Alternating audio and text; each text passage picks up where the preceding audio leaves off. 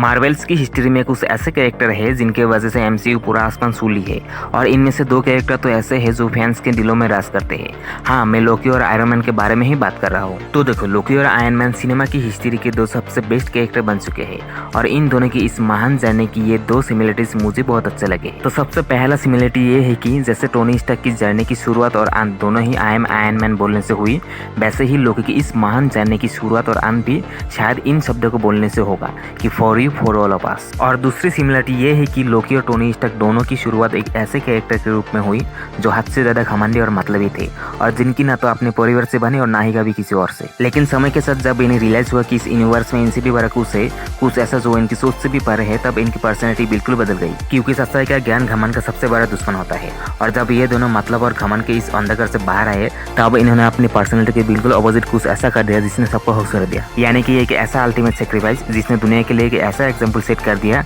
कि लोग बदल सकते हैं अगर वो चाहे तो।